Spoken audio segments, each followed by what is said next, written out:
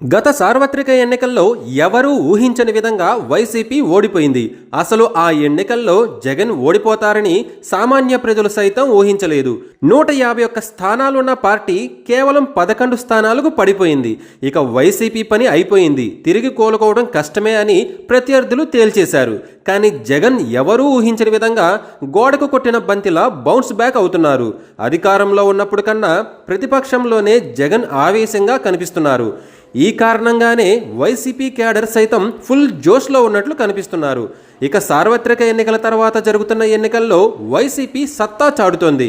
విజయవాడ కార్పొరేషన్కు జరిగిన ఎన్నికల్లో అన్ని స్థానాలను గెలుచుకుని వైసీపీ క్లీన్ స్వీప్ చేసింది. ఆ తర్వాత జరిగిన ఎమ్మెల్సీ ఎన్నికల్లో కూడా వైసీపీ అభ్యర్థి విజయం సాధించారు. స్థానిక సంస్థల కోట విశాఖ ఎమ్మెల్సీ ఎన్నికల్లో వైసీపీ అభ్యర్థి బొత్స సత్యనారాయణ ఘన విజయం సాధించారు. తాజాగా ఉమ్మడి విజయనగరం జిల్లాలోని స్థానిక సంస్థల కోటా నుంచి ఉప ఎన్నికలకు రంగం సిద్ధమైంది. ఎమ్మెల్సీ ఎన్నికలకు సంబంధించిన నామినేషన్ స్వీకరణ ఘట్టం సోమవారంతో ముగిసింది. అయితే ఆ సమయానికి వైసీపీ నుంచి మాజీ ఎమ్మెల్యే శంబంగి చిన అప్పలనాయుడు 2 సెట్ల నామినేషన్ దాఖలు చేశారు. ఆయనతో పాటు 2 ఇండిపెండెంట్లు నామినేషన్లు వేశారు. టీడీపీ కూటమి నుంచి ఎవరూ నామినేషన్ దాఖలు చేయకపోవడం విశేషం. నామినేషన్ దాఖలుకి గడువు ముందు 2 ఇండిపెండెంట్లు నామినేషన్లు దాఖలు చేశారు.